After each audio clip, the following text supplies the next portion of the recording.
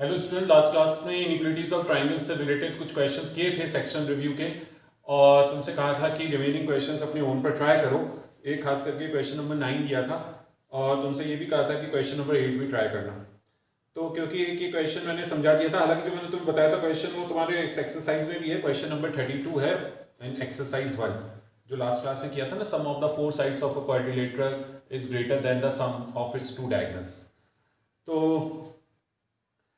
अब ये question number 9 दिया था और कहा था क्वेश्चन नंबर 8 भी ट्राई करना। तो पहले लेट से क्वेश्चन नंबर 9 देख लेते हैं। तो क्वेश्चन नंबर 9, अब इसमें हमें इस बार ये प्रूव करना है। अब देखो, वही क्वाड्रिलेटरल तो वैसे ही क्वाड्रिलेटर ड्रॉ कर दिया हमने। अब अगर इस क्वेश्चन में फिगर गिवन नहीं होती तो भी एक क्वाड्रिलेटर अपनी तरफ से हम ड्रॉ कर सकते हैं। तो let's say this is the quadrilateral A B C D और ये हो गए इसके डायगोनल बी डी और ए सी। ठीक है ना, ये तो हो गया डायगोनल। और हमें क्या प्रूव करना है? This time we have to prove that sum of the twice of the diagonals is greater than the sum of its four sides. ठीक है, यानी ये प्रूव करना है हमें। To prove we have to prove that twice of the diagonals, twice the sum of the diagonals, that is twice of AC plus BD, that we have to prove greater than AB plus BC plus CD plus AD। अब यहां पे देखो, अगर मान लो तुम कोई भी triangle लेते हो, जैसे सपोज ABC ट्रायंगल ले लिया, तो इस बार कोशिश यही करनी है एसी को ग्रेटर साइड पर रखना है। सपोज एक अभी ये सॉल्यूशन नहीं है पर्टिकुलरली अभी इस क्वेश्चन का, सब मैं समझा रहा हूँ। सॉल्यूशन तो डिटेल अभी मैं इसका कर लूंगा। मैं ये सब समझा रहा हूँ कि सपोज तुमने ट्रायंगल एबीसी लिया। अब तुम्हें इस बार एसी कहाँ दिख रहा है? ग्रेटर साइड की ओर। तो तुम एसी को ग्रेटर साइड की ओर ले लोगे, लेकिन एसी के साथ एक और साइड तो लेनी पड़ेगी। अब लेट से तुमने ए बी ले ली, तो AC plus A be greater than BC इतना लिख सकते हो। ठीक है, अब ऐसे करके अब मान लो तुमने दो बार एसी को ले लिया, तो अब प्रॉब्लम ये हो जाएगी कि अब तुम देख रहे हो तुम्हारे लेफ्ट साइड में यानी ग्रेटर साइड की ओर दो बार एसी है, दो बार बीडी है। तो अगर तुमने मान लो ये रिलेशन रखा, तो एक बार एसी आ गया, चलो तुमने एसी से बनता हुआ एक और ट्राइंगल ले लिया। सपोज तुमने ट्राइंगल ले लिया एसी से बनता हुआ ट्राइंगल ए सी डी। अब इसमें तुम क्या लिखोगे? एसी प्लस एक साइड तो उसके साथ लेनी पड़ेगी, लेट्स से तुमने सी डी ले ली, तो AC plus C D is greater than ED. चलो ये लिख लोगे।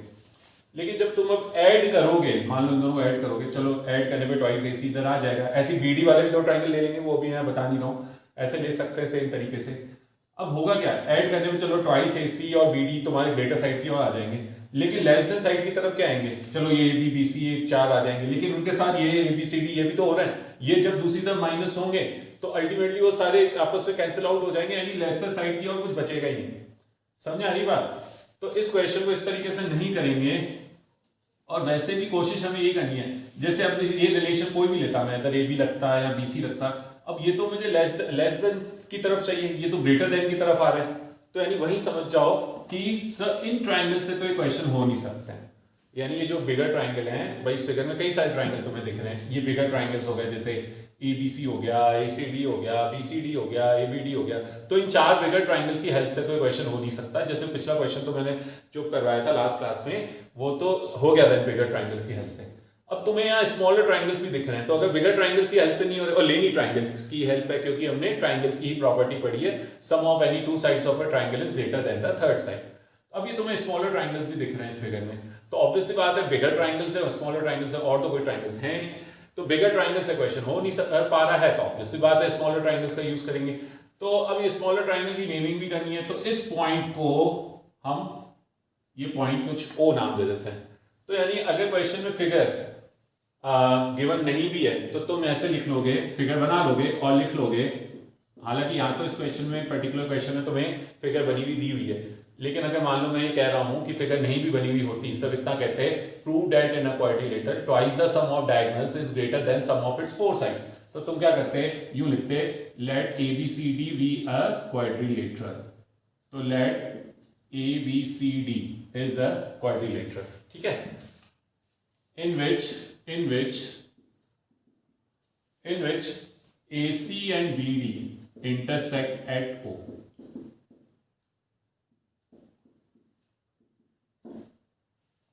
अच्छा, अभी भी किसी के दिमाग में डाउट होगी हमें कैसे पता पड़ेगा, पिछला जो क्वेश्चन करवाया था उसमें तो बिगर ट्रायंगल से हो रहा था, इसमें नहीं हो रहा है, तो वो तो जब हम चीजें करेंगे, जैसे वहां तो क्या था, बिगर ट्रायंगल ये, जैसे सपोज एबीसी ले लिया तो मैंने लिख लिया A B plus B C greater than A C, यानी जो ग्रेटर साइड की तरफ था वो आगे सारे ग्रेटर साइड की ओर ही आ रहे हैं, और जो लेसर साइड की तरफ चाहिए थे वो लेसर साइड की तरफ ही जा रहे थे।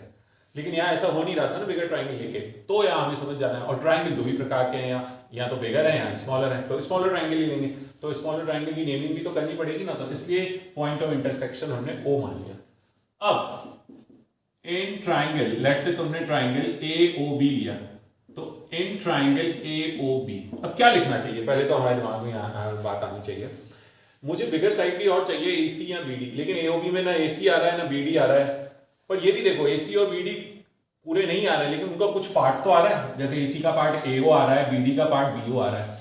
तो हम by the property of triangles या इनइक्वालिटी ऑफ ट्राइंगल हम ये लिख लेंगे इसमें, in triangle AOB OA plus OB is greater than AB.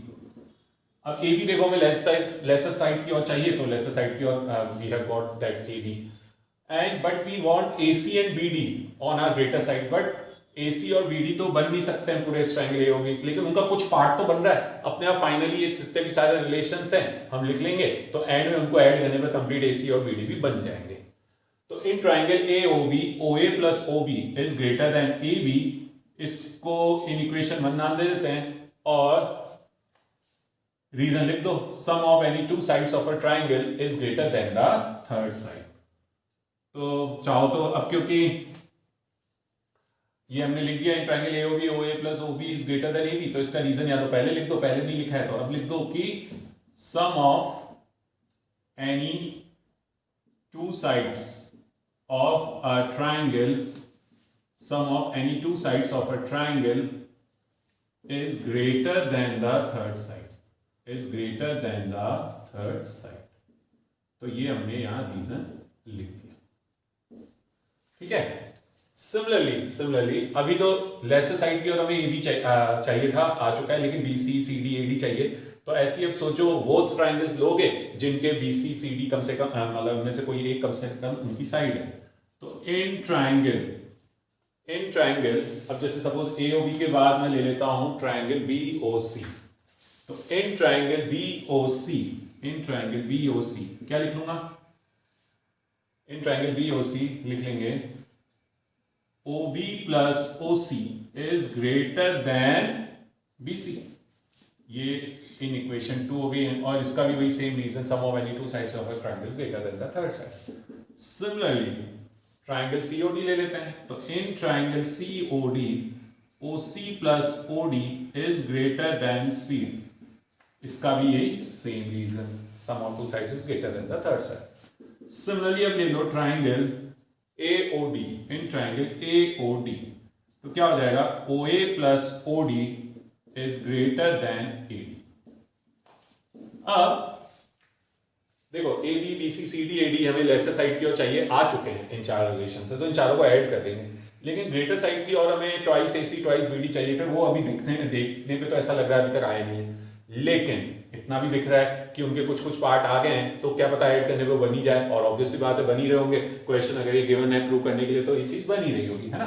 तो अब तुम्हें इन चारों को ऐड कर लेना है, तो adding all the 4 given relations, ठीक है। ऐसा कर लेते हैं, इसको मैं यहां ऊपर यहां लिख देता हूं, तो एडिंग 1 2 3 एंड 4, 1 को 2 को 3 को और 4 को ऐड कर दो। अभी मैं पहले बोल चुका हूं, जब भाई देखो जब इक्वेशंस होती हैं तो उनके एक साइड की क्वांटिटीज और दूसरी साइड की क्वांटिटीज ऐड करते हैं, वो तुम इंटरचेंज भी कर दो आपस में तो कोई फर्क नहीं पड़ता है ना। जैसे सपोज इक्वेशंस है, सपोज एक इक्वेशन आ गई A इक्वल टू बी, दूसरी आ गई C इक्वल टू डी, तो A plus C equal to B plus D, या अगर मैं यहाँ पे A plus D equal to B plus C लिखूं तो भी कोई दिक्कत नहीं है, क्योंकि हो क्या रहा है, यहाँ का A ले लिया, यहाँ का D ले लिया है, तो एक तरफ की एक क्वांटिटी ले ली, दूसरी तरफ की कोई भी क्वांटिटी ले ली, इक्वेशंस को ऐड करते हैं। हालांकि जनरली हम लेफ्ट हैंड साइड वाली क्वांटिटीज आपस में ऐड कर लेते हैं और राइट हैंड साइड वाली आपस में मतलब जनरली करते हैं, तो ऐसे ही है। पर ऐसा नहीं है कि तुम A प्लस डी वाला एक तरफ लेफ्ट साइड वाली क्वांटिटी ले ली, दूसरी तरफ राइट साइड वाली, उनको ऐड करके फिर दूसरे की राइट और लेफ्ट वाली लेकर उनके इक्वल रख देते हो तो भी कुछ गलत नहीं है। ठीक है। लेकिन इसमें ध्यान रखना, जो ग्रेटर साइड की और क्वांटिटी है, इधर लेफ्ट हैंड और राइट हैंड का कोई मतलब नहीं होता, इधर ग्रेटर और लेसर साइड। तो ग्रेटर साइड वाली क्वांटिटीज आपस में ऐड होती हैं और लेसर साइड वाली आपस में, ठीक है, क्लियर है ना। जैसे एक बार मैं समझा देता हूं, suppose A greater than B है and C less than D है, तो यूं मत लिख देना A plus C greater than B plus D. अब तुम कहोगे कि हो भी तो सकता है, देखो हो सकता है पर कुछ कंफर्मेशन नहीं है ना। मैं एक न्यूमेरिकल एग्जांपल ले लेता हूं, देखो ये समझना जरूरी है क्योंकि इसमें दिक्कतें होती हैं, इसलिए मैं, हो सकता है तुम्हें कईयों को ये चीज इजीली समझ आ रही हो, पर कई जनों को इससे प्रॉब्लम होती है ना। तो ऐसे लिखा हुआ कहीं आ जाता है तो वो तो A plus C greater than B plus D कर देता है, ऐसा जो ही नहीं है। सपोज ए 10 है, बी 5 है, ठीक है, और सी 6 है और डी 100 है, तो क्या हो जाएगा क्या ए प्लस सी ग्रेटर? नहीं होगा ना। तो ए यहां पे इस केस में यूं नहीं कह सकते कि लेफ्ट साइड वाली quantities A plus C B plus D से बड़ा ही होगा। क्यों?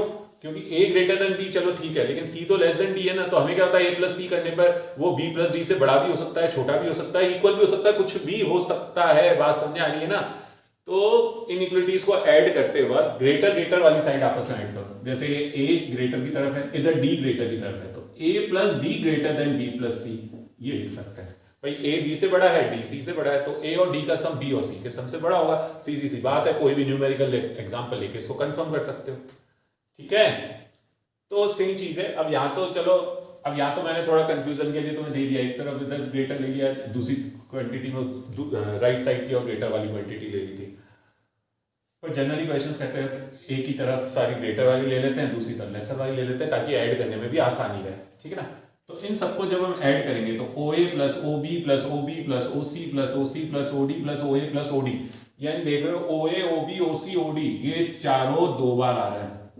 तो O A plus O C plus O B plus O D.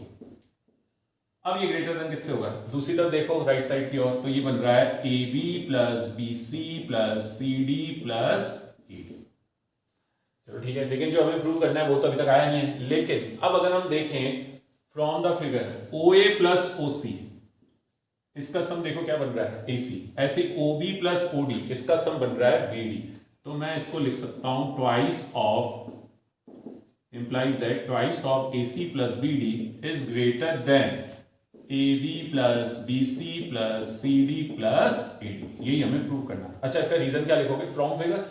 अरे भाई फ्रॉम फिगर बस दिख ही रहा है, from figure OA plus OC is AC। या लिख दो रीजन कि since OA plus OC is equal to AC and OB plus OD is equal to BD। यहाँ तो यू लिख दो, या फ्रॉम फिगर भी लिख दोगे तो चलेगा, क्योंकि फिगर तो हमने बना रखी है, फिगर से हमें क्लियरली दिख रहा है OA plus OC is equal to AC।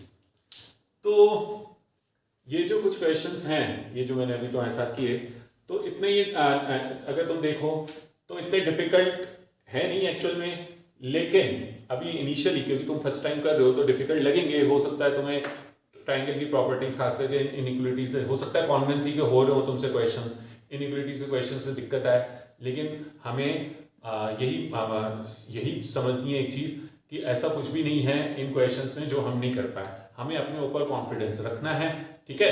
अगर कॉन्फिडेंस रखोगे अपने ऊपर, ट्राई करते रहोगे, हो सकता है इनिशियली कोई एक दो क्वेश्चंस गलत हो जाएं, बट एक बार क्वेश्चंस सही होना शुरू होंगे तो अपने आप देखोगे कि कहाँ जो गलतियां हो रही थी, अपने आप तुम्हें समझ आएंगी कहाँ हम गलतियां कर रहे हैं। कई बार ऐसे एडिशन में गलतियां कर देते हैं हम, या कई बार ये नहीं समझ पाते कि कौन से ट्रायंगल लेने हैं, तो इनिशियली दिक्कत आएंगी, है ना।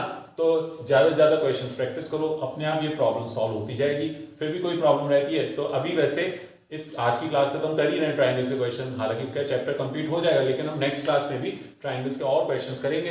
तो तुम भी नेक्स्ट क्लास से पहले जो भी डाउट्स हो वो एक बार भेजो ग्रुप वगैरह में या पर्सनल मैसेज करके, तो जो तुम्हारे खास करके डाउट्स हो उनको फिर मैं इन लेक्चर्स में ले सकूँ। ओके, ये तो था क्वेश्चन नंबर 9, ठीक है। अब हम बात कर लेते हैं क्वेश्चन नंबर 8। क्वेश्चन नंबर 8 में ये है कि in the figure O is the interior and BO meets AC at D। इधर D मार्क नहीं किया हुआ है तो लिख देना D, है ना। We have to show that OB plus OC is less than AB plus AC। तो फिगर बना देता हूं, ये फिगर बनी हुई दी हुई है तुम्हें कि एक ट्राइंगल है ABC। तो there is a triangle ABC। इस ट्राइंगल ABC में क्या है, O is any point in the interior, O कोई भी पॉइंट इंटीरियर में है and O has been joined with B as well as with C। Further ये भी गिवन है BO has been extended to meet AC at D। ये D point वहां मार्क फिगर में आया नहीं है, उसको तुम अपनी तरफ से नोट डाउन कर लो। तो BO means AC at D। Show that OB plus OC is less than AB plus AC। अब इस क्वेश्चन की बात करूं तो अभी तक जो हमने क्वेश्चंस किए इनइक्वालिटीज के, उन सबके रेस्पेक्ट में थोड़ा ज्यादा डिफिकल्ट क्वेश्चन है, तो अच्छे से इसको समझो, ठीक है। अब देखो इसमें क्या क्या दिमाग, क्योंकि हो सकता है तुम्हें अभी तक के क्वेश्चन समझ में आए हों और मैं तो क्या ही रखा है कि मैं जो भी क्वेश्चन बोर्ड पर करवाने जा रहा हूं उससे पहले तुम अपना ये वीडियो पॉज करके और खुद ट्राई करने की कोशिश करो। तो हो सकता है तुम अभी तुमने पिछला क्वेश्चन तो फिर भी मैं मानता हूं कि हो जाना चाहिए कईयों से, इनफैक्ट कईयों ने कर भी लिया होगा, पर इस क्वेश्चन हो सकता है मोस्ट ऑफ द स्टूडेंट जिनका खास करके वो भी जिनका वो पिछला क्वेश्चन हो गया था अगर मान लो नहीं, तो ये नहीं हो रहा हो, पर फिर भी क्योंकि अपनी तरफ से हमें कोशिश करनी है तो हो सकता है कंप्लीट की कोई जने नहीं भी कर पाए, ऊपर हाफ ऑफ द सॉल्यूशन जितना भी हम कर पाए, जितना हम अपनी तरफ से कोशिश करेंगे उतना ही हमारा कॉन्फिडेंस बिल्डअप होगा टुवर्ड्स सॉल्विंग मैथ्स। वरना तुम्हें पता ही है मैथ्स में अगर खुद अपने ओन पर क्वेश्चंस नहीं करो तो मैथ्स डिफिकल्ट सब्जेक्ट लगने लगता है, खास करके ज्योमेट्री वगैरह। तो ठीक है, तो अब मैं बात कर लेता हूं कि मुझे हमें यहाँ क्या प्रूव करना है, OB plus OC we have to prove in this particular question that OB plus OC is less than AB plus AC। O कोई भी पॉइंट है इन द इंटीरियर है, कहीं भी हो सकता था ये, ठीक है, ऐसे में समझना बिल्कुल सेंटर ऑफ द ट्रायंगल है, कहीं भी हो सकता है ट्रायंगल में, किसी भी रीजन में triangle with in the triangle. तो अब तुम्हें यहाँ क्या करना है, तुम्हें ये काम करना है यहाँ पर सबसे पहली चीज जो हमारे दिमाग में आएगी कि हमें तो लगेगा कि अगर ये ट्रायंगल लेते हैं तो OB plus OC तो ग्रेटर देन BC, ये लिख सकते हैं। अब AB और AC से कैसे रिलेट करें आखिर OB और, क्योंकि AB AC वगैरह इनके साथ तो कोई ट्रायंगल बन ही नहीं पा रहा है ना। अगर हम यहाँ पे देखें कि AB AC इनके साथ तो कोई मतलब इनका ट्रायंगल का कुछ पार्ट बन भी नहीं पा रहा है, तो उस केस में क्या किया जाए, ठीक है ना। तो अब अगर हम ये देखें, अब AB प्लस AC है ना, तो अब अगर मैं देखूं कि मुझे AB प्लस AC को किससे बड़ा प्रूव करना है, ऑब्वियस सी बात है गिवन जो है उससे, यानी OB प्लस OC। लेकिन AB प्लस AC या AB AC OB OC उनमें से कोई भी एक ही ट्राइंगल के पार्ट तो दिख नहीं रहे। जैसे सपोज मैं कहूं कि क्या ऐसा कोई ट्राइंगल है AB और OB, तो यहां तो फिर मैं इसके लिए OA ज्वाइन करूं, है ना, लेकिन उसमें फिर AB को ग्रेटर की और तो ले नहीं पाऊंगा। कईयों के दिमाग में हो सकता है ये आया कि O को A से ज्वाइन कर दो, चलो ठीक है। अब वो तो ये लिखेंगे ना फिर OB plus OA greater than AB, या AB को ग्रेटर साइड की ओर लेना है तो उसमें OA या OB में से किसी एक को लोगे, चलो मान लो OA को ले भी लिया तो AB plus OA greater than OB हो जाएगा। फिर उस तरफ AC plus OA greater than, चलो OC लिख सकते हो, लेकिन हमें तो AB प्लस AC का ही सम OB प्लस OC से बड़ा चाहिए। तो यानी ये चीज हो सकता है दिमाग में आया, और ऑब्वियस बात है जितना हम सोचेंगे, तो मैं ये नहीं कह रहा हूं कि तुम्हारे दिमाग में आया तो तुमने गलत सोचा, ऐसा कुछ भी नहीं है। हमें तो अपनी तरफ से कोशिश करनी है, लेकिन उससे आंसर नहीं आया तो फिर दूसरा कुछ सोचना है। अब मुझे AB ग्रेटर साइड की ओर चाहिए, AC भी ग्रेटर साइड की ओर चाहिए, जबकि OB OC लेस देन की तरफ चाहिए। तो ऐसा कुछ मैं अगर देखूं, जैसे मैं यहाँ पे और भी ट्राइंगल बनते हुए दिख रहे हैं, अगर उनके ऊपर देखूं, जैसे ट्राइंगल ABD है, तो अगर मैं ट्राइंगल ABD लेता हूं, लेट्स से एक बार मैंने ट्राइंगल ABD ले लिया, तो मुझे यहाँ क्या करना चाहिए, मुझे AB को ग्रेटर की ओर लेना है, तो मैं AB तो लूंगा। AB के साथ मैं क्या ऐड करूं, अब यहाँ तो AD ऐड करके कर सकता हूँ या BD भी, और फिर तीसरी साइड से बड़ा बोल सकता हूँ, लेकिन BD में ऐड नहीं करूंगा। क्यों? क्योंकि BD का तो एक पार्ट OB है, और OB तो हमें लेसर साइड की ओर चाहिए, तो इसीलिए मैं लूंगा in triangle AB plus AD greater than BD। अब यहाँ पर एक चीज सभी के दिमाग में डाउट होगा कि हमें तो AB प्लस AC चाहिए, ये तो AD आ गया। कोई बात नहीं, जैसे पिछला क्वेश्चन भी किया था, तो AC पूरा नहीं आया, तो AC का कुछ पार्ट तो है ना AD है अल्टीमेटली, तो वो तो आ गया। और दूसरी चीज इधर BD आ गया है ना। अब BD तो है नहीं लेसर की ओर तो OB और OC है, तो कोई प्रॉब्लम नहीं है। तो भी BD का ही पार्ट है OB, तो BD को मैं ब्रेक करके OB प्लस OD लिख दूंगा। फिर तुम कहोगे कि ये तो ओडी तो चाहिए ही नहीं, हमें लेसर की और चाहिए, वो तो है लेसर की और है ही नहीं ओडी, तो ऑब्वियस बात है एक और ऐसा कोई रिलेशन ढूंढेंगे जिससे कि ओडी हट भी जाए, है ना, और ओसी भी आ जाए। तो anyway in triangle A B D, A B plus A D is greater than B D, और रीजन लिख देना sum of any two sides of a triangle, sum of any two sides of a triangle is greater than the third side.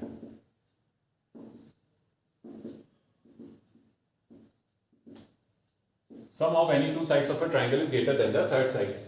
अच्छा AB, अब क्योंकि मुझे तो laser की और क्या चाहिए OB OC वगैरह, तो BD को इसलिए मैं ब्रेक करके लिख रहा हूं OB प्लस OD। इसका reason from figure we can see that. अब इस अभी तक के रिलेशन की बात करें, इसको रिलेशन नंबर 1 या इन इक्वेशन 1 हो गई, फर्स्ट इनइक्वालिटी हो गई। तो ए बी ग्रेटर की और चाहिए था, आ चुका है। ए सी चाहिए था ग्रेटर की और, नहीं आया है, लेकिन ए सी का कुछ पार्ट ए डी आ चुका है। लेसर की और ओ बी चाहिए था, आ चुका है। ओ सी चाहिए, अभी तक नहीं आया है, तो ऑब्वियस बात है और एक ट्रायंगल लेना ही पड़ेगा।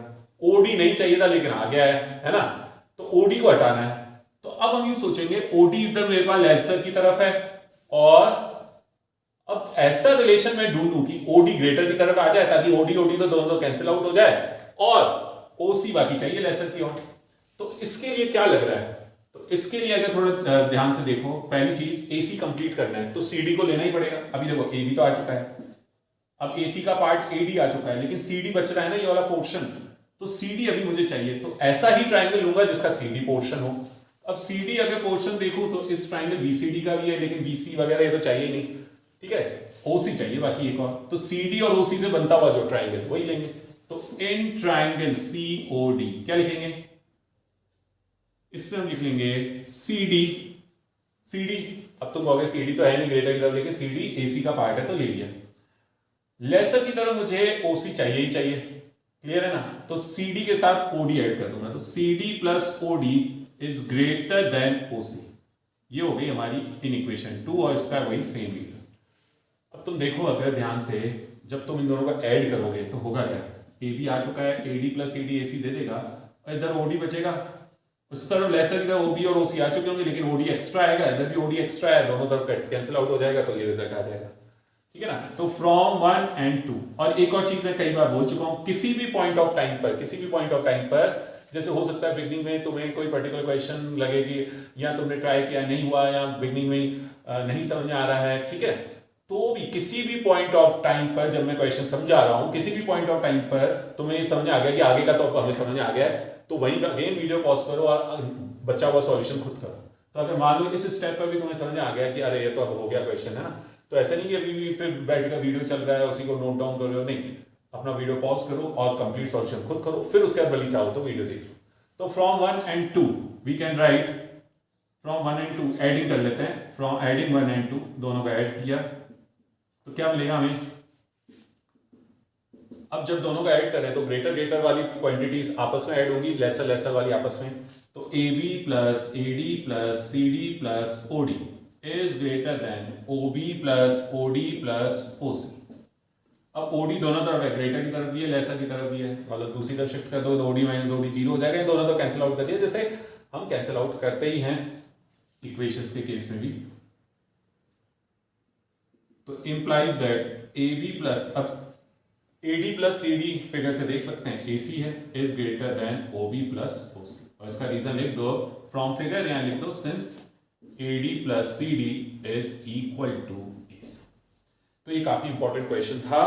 ये क्वेश्चन इवन और भी डिफिकल्ट बनाया जा सकता था, कैसे वो भी बता देता हूं। इसी सेम क्वेश्चन, कुछ चेंज नहीं है, वही सेम चीज प्रूव करनी है, वही सेम चीज गिवन है, लेकिन और कैसे डिफिकल्ट बनाया जाता है। कई बार क्या करते हैं उसमें, बस इतना सा दे देते हैं, एक ट्राइंगल है ए बी सी, कोई पॉइंट है ओ इंटीरियर में, और प्रूव करो कि अब A B plus A C is greater than O B plus O C. तो ये तो और डिफिकल्ट बन गया, क्योंकि अब हमें इसमें अपनी तरफ से कंस्ट्रक्शन सोचना पड़ेगा, और हमें फिर सोचना पड़ता है बी ओ को ए सी तक एक्सटेंड करो, उसको डी नाम दो, तो ये और ज्यादा डिफिकल्ट बन जाता है। यानी ये क्वेश्चन तो चलो डिफिकल्ट था ही, उस ज्यादा और डिफिकल्ट बन सकता था कि यू दे देते in triangle A B C, O is any point in the interior of the triangle, you have to prove that A B plus A C is greater than O B plus O C. तो ये तो और difficult बन जाता फिर तो ये कई बार। हाँ, इसलिए इसको ध्यान में भी रखो। तो फिर उसमें ये कंस्ट्रक्शन हमें अपनी तरफ से सोचना पड़ेगा। क्यों सोचना पड़ेगा, वहां हमें कैसे समझ में आ रहा है कि कंस्ट्रक्शन होगा ही होगा, वो ऐसे समझ में आ रहा है कि ए बी और ए सी के साथ तो ट्राइंगल ए बी सी बन रहा है, ओ बी और ओ सी के साथ तो ट्राइंगल ओ बी सी बन रहा है, यानी ऐसा कोई ट्राइंगल कॉमन है ही नहीं जिसमें ए बी ओ बी और या ए सी ओ सी या इन आपस में पार्ट बन पाए ट्राइंगल के। ठीक है, तो ये तो हो गया सेक्शन रिव्यू तुम्हारा कंप्लीट। अब आज के रिमेनिंग टाइम में मैं तुम्हारे साथ कुछ क्वेश्चंस कर रहा हूँ एक्सरसाइज 1 के बिगनिंग के ही, fill in the blank. Generally मैं ये क्वेश्चन तुम्हारे लिए छोड़ देता हूँ, तुम खुद करो, है ना। पर इस चैप्टर के मैं कर रहा हूँ ताकि जो भी कहीं कुछ कंसेप्ट्स में कहीं भी किसी कुछ प्रॉब्लम हो तो वो समझ ले। और भले ये क्वेश्चन फिल द ब्लैंक और मल्टीपल चॉइस है, लेकिन हम इनका प्रूफ भी देखेंगे, यानी साथ ही साथ ये भी देखते हुए चलेंगे अगर ये सब्जेक्ट में पूछ लिए जाए क्वेश्चंस तो कैसे पूछे जा सकते हैं, और बिल्कुल पूछे भी जा सकते हैं ना, और कैसे पूछे जा सकते हैं, उनका प्रूफ कैसे करेंगे। तो अब अगर, और साथ ही साथ ये भी बता दूं कि ये सारे क्वेश्चंस अभी तक जो हमने कंसेप्ट पढ़े हैं उन्हीं पर बेस्ड हैं, ठीक है ना। तो यहाँ डायरेक्टली मतलब और में से कई मतलब डायरेक्टली उन्हीं कंसेप्ट्स पर हैं तो डायरेक्टली आंसर कर भी सकते हैं। तो ये एक्सरसाइज 1 के कुछ क्वेश्चंस।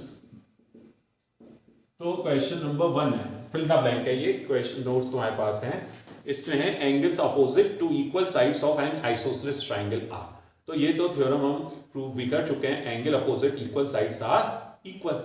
तो ये थ्योरम कैसे प्रूव की थी, तो एक बार उसको रिविजिट रिवाइज भी कर लेते हैं कि अगर किसी को कहीं, और मैं ये वापस से पूरा कंप्लीट सॉल्यूशन नहीं बता रहा हूं। एक आइसोसेलेस ट्राइंगल है, मान लो उसमें ए बी और ए सी इक्वल है, तो इनके अपोजिट एंगल्स इक्वल होते हैं, यानी इसका आंसर होगा इक्वल। अब इसको प्रूफ करना समझाया था, एक बार फिर से बता रहा हूं, ये सिर्फ तुम्हारे रिवीजन के लिए है।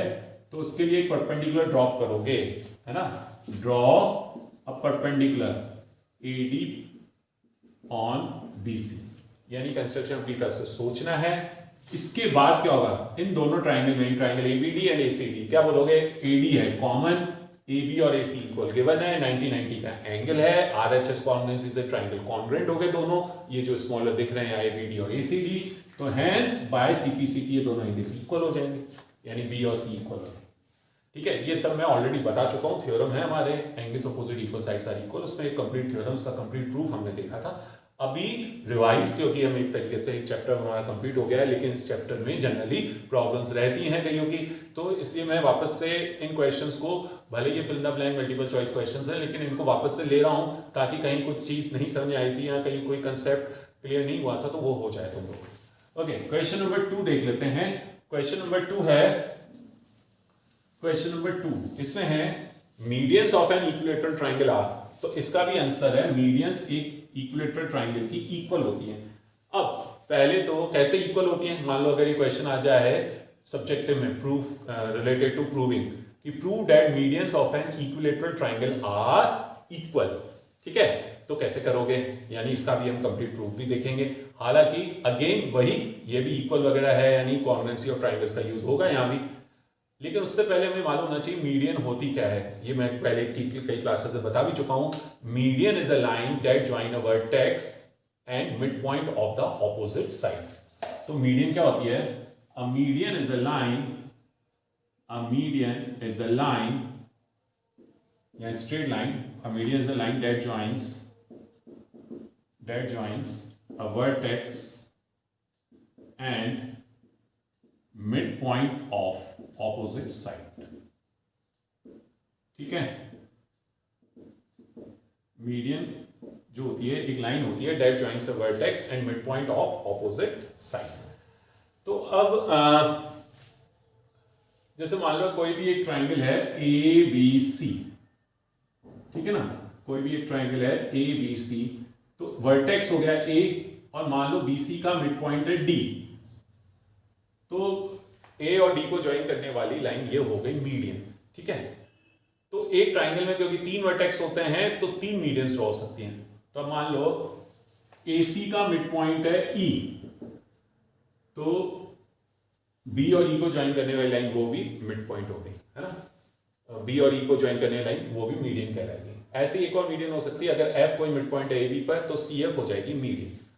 तो ये तो मैंने तुम्हें समझा दिया है ना कि मीडियन होती क्या है, लेकिन अब यहाँ पे अगर मुझे प्रूव करना हो कि मीडियन, तो मतलब गिवन क्या हो गया हमारे लिए, तो इसको कैसे प्रूव करेंगे, given triangle A B C is equilateral, ये एक इक्विलेटरल ट्राइंगल है, ठीक है। अब कोई भी दो मीडियन आपस में इक्वल प्रूव कर देते हैं, तो लेट्स से हम यहाँ पर प्रूव कर रहे हैं AD और B को इक्वल, तो हमें प्रूव करना है, we have to prove AD equal to B, ठीक है। अब प्रूफ की बात करें, प्रूफ की बात करें, कंस्ट्रक्शन तो कुछ करना नहीं है हमें ना, तो प्रूफ ये है, सबसे पहले तो ये देखो AD और B कौन से दो ट्राइंगल की पार्ट है, यानी उन दो ट्राइंगल को आपस में कॉन्ग्रुएंट प्रूव करना है, ठीक है। तो उन दो ट्राइंगल्स को तुम आपस में कॉन्ग्रुएंट प्रूव कर लो, तो लेट्स से ऐसे तो BC का भी पार्ट है और BA का भी है, ADC जो है AD जो है मीडियन, वो ADC और ADB का भी पार्ट है, तो थोड़ा बहुत अगर मैं ADC और BC ये दो ट्राइंगल ले लूँ तो ज़्यादा बेटर रहेगा, क्योंकि C पॉइंट दोनों में कॉमन है, तो वो एक एंगल हमारे पास कॉमन आ जाएगा। तो in triangle ADC and triangle BEC, अब इन दो ट्राइंगल्स में क्या देख सकते हैं हम, कौन सी तीन चीजें इक्वल है क्या, तो in triangle ADC and BEC, तो दोनों में ये एंगल C, दोनों के लिए वही कॉमन है ADC, है ना, तो यूं लिख सकते हो एंगल ACD नाम दे दो इस तरफ, और दूसरी तरफ BC दे दिया, या angle C equal to angle C भी बोल सकते हो, क्योंकि C पर और तो कोई एंगल बन नहीं रहा है ना, या ACD इक्वल टू BC, और इसका रीजन हो गया कॉमन, ठीक है। ये तो हो गई एक चीज। दूसरी चीज क्या हो गई, ADC की एक साइड है AC और BD की एक साइड है BC, तो AC इक्वल टू BC भी हो गया, ठीक है। AC इक्वल टू BC, इसका रीजन क्या होगा, साइड्स ऑफ इक्विलेटरल ट्राइंगल, एक इक्विलेटरल ट्राइंगल की जो साइड्स होती हैं वो इक्वल होती हैं, तो साइड्स ऑफ इक्विलेटरल ट्राइंगल इतना लिख दो बहुत है, तो AC इक्वल टू BC, दो चीजें तो हो गई। तीसरी क्या लग रही है, अब तीसरी अगर देखो तो मीडियन की प्रॉपर्टी पर ही बेस्ड है। अगर तुम देखो ये चीज तुम कह सकते हो CE इज इक्वल, CE और ये जो है दूसरी तरफ हो जाएगी हमारे पास DC, वो आपस में इक्वल है। कैसे है देखो, तुम ये लिख सकते हो CD equal to half BC, CD को हाफ BC लिखा जा सकता है, क्यों, क्योंकि AD इज द मीडियन या D is the mid point of BC, ऐसे कह लो। ये यहां सिंपली इसका रीजन लिख दिया, सिंस AD इज मीडियन। भाई AD क्या है, मीडियन है। मीडियन क्या होती है, line joining the vertex and mid point opposite side, यानी D जो है मिड पॉइंट ऑफ BC है, यानी CD हो गया हाफ BC। सिमिलरली CE क्या हो गया, CE हो गया हाफ AC, इसका reason since BE is median, ठीक है।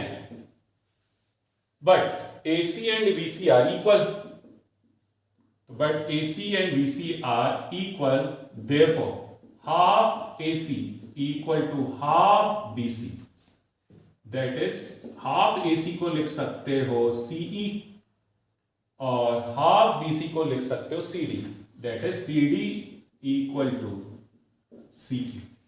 तो ये हो गया फर्स्ट रिलेशन, ये हो गया सेकेंड, ये हो गया थर्ड। तो फ्रॉम 1 2 and 3, तो फ्रॉम 1 2 and 3 है ना, तो कौन सी कॉन्वेंसी लग रही है इन दो ट्राइंगल्स में, तो बाय ये कॉन्वेंसी देख रहे हो, AC साइड थी BC के इक्वल, फिर ये एंगल कॉमन था, फिर ये CD साइड जो थी CE के इक्वल थी, इस तरीके से था ना, तो बाय SAS कॉन्वेंसी हो रहा है। तो बाय SAS कॉन्वेंसी ट्राइंगल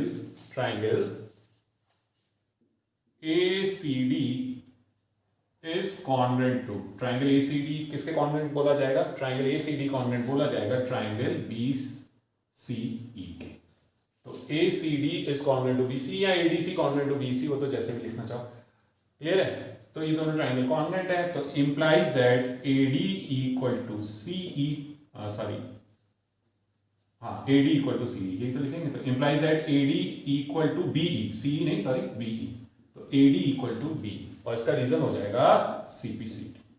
तो इस तरीके दो मीडियन आपस में इक्वल हो गई। अब एक और मीडियन सिमिलरली बाकी एक और मीडियन बनाकर और लिख सकते हो सिमिलरली के लिए, मतलब अब आगे का बाकी वापस प्रूफ नहीं करना है। तो मान लो एक और मीडियन है CF, तो सिमिलरली लिख सकते हो similarly AD equal to CF। ठीक है, तो इनसे क्या रिजल्ट आया, AD equal to BE equal to CF, यानी medians of a triangle are equal to each other. तो medians of the triangle are equal, ये हमें प्रूव करना था। अब यहां पर एक दो चीजें और जो वर्थवाइल नोटिंग है, एक ये कि मतलब ये मत समझना कि फिल द ब्लैंक का क्वेश्चन है रट लेना है, नहीं, सब्जेक्ट में पूछा जा सकता है, वहां पर ऐसा कंप्लीट प्रूफ करेंगे। दूसरी चीज, एक वर्टेक्स से अपोजिट साइड पर मीडियन ड्रॉ कर सकते हैं, एक एल्टीट्यूड ड्रॉ कर सकते हैं जिसको परपेंडिकुलर, तो एक इक्विलेटरल ट्राइंगल में सारे परपेंडिकुलर भी आपस में इक्वल होते हैं। सिमिलरली एंगल बाइसेक्टर लाइन भी ड्रॉ कर सकते हैं, यानी एंगल ए को बाइसेक्ट करते हुए कोई लाइन बना दी और BC तक एक्सटेंड कर दी, तो वो एंगल बाइसेक्टर लाइन कहलाएगी। तो इक्विलेटरल ट्राइंगल में एंगल बाइसेक्टर्स भी जो तीन बनते हैं वो आपस में तीनों इक्वल होते हैं। तो चाहे मीडियन हो, चाहे एंगल बाइसेक्टर हो, चाहे परपेंडिकुलर लाइंस हो, परपेंडिकुलर को एल्टीट्यूड भी बोलते हैं, वो सारी की सारी एक इक्विलेटरल ट्राइंगल में इक्वल होती है। तो इस रिजल्ट को डायरेक्टली ध्यान भी रखो और प्रूव भी कर सकते हैं, जैसे मैंने मीडियन के लिए कर दिया, ऐसे ही एल्टीट्यूड और एंगल बाइसेक्टर के लिए भी प्रूव कर सकते हैं। तो वो काम तुम खुद अपने ओन पर करोगे। ये तुम्हारा आज का होमवर्क भी है, और आज का बाकी तुम्हारा होमवर्क यही है कि जितने मैक्सिमम क्वेश्चंस हो सके एक्सरसाइज बन के करो। ठीक है, हालांकि मैं अपनी तरफ से तुम्हें होमवर्क दे रहा हूं, जो ये फिल द ब्लैंक और मल्टीपल चॉइस क्वेश्चंस हैं, यानी इस पेज 66 आज का तुम्हारा होमवर्क है।